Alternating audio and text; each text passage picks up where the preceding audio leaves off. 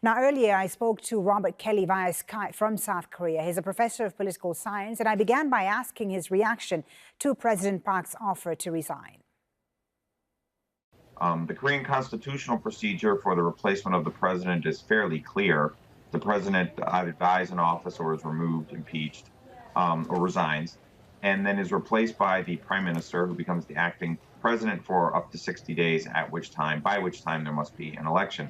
Um, President Park is not suggesting that they follow the procedure in the Constitution, which I find very, very bizarre. Instead, she's sort of throwing it back to the National Assembly and sort of saying, "Do what you will with me." It's not really quite clear what that means. I think that's, if you look at the Korean news over the day. I mean, early in the day it was seen as a concession. Now there's a great deal of confusion out there about what exactly she conceded. The opposition needs at least 28 ruling party members to vote with them in order to successfully impeach the president on Friday. Do you think they'll get that? And if they don't, what happens next? She stays in power and yet these street protests continue?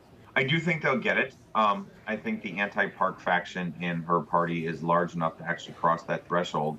I think the speech today may, in fact, have been to keep some of those votes on board. I think that's what some of this may have been, to sort of get some of the waverers in her group, in her party, some of the people on the fence to sort of tilt to vote against impeachment because she's offering something else. What about the opposition? I mean, we keep talking about the opposition all the time.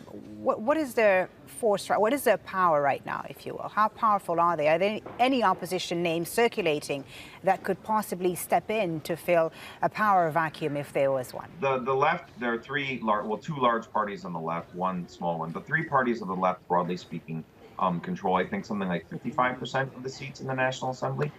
Maybe 57. They have a solid majority. It's not enough to overcome a presidential veto, so you have divided government in South Korea, which is actually quite common in presidential systems. If the president steps down or is impeached, there are multiple candidates on the left who I do think stand a pretty strong chance.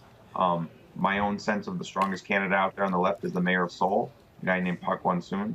I do think he'd be quite strong. Robert Kelly, just one last question before we let you go. How are South Korea's neighbors viewing this political crisis? China, North Korea?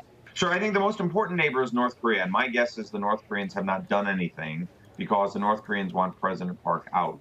The North Koreans have traditionally been most comfortable with the left in power. The left has traditionally reached out to North Korea. It's offered it subsidies and sort of, the sunshine policy and things like that. And so I think one of the reasons why they're keeping quiet, why they're not doing anything despite all this chaos, is because they're happy to see Park in trouble and pushed out, and the left will almost certainly win.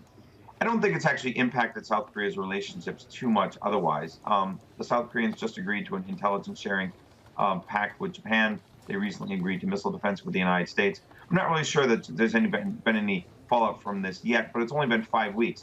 If Park stays and the government's frozen for 6 months or 8 months, I mean, nobody really knows. I mean, at that point, it's just, like you said, it's just really unprecedented, not just for South Korea, but it'd be really unprecedented for any democracy to have paralysis for a year and a half. I mean, it just doesn't happen. And as you expect, most of the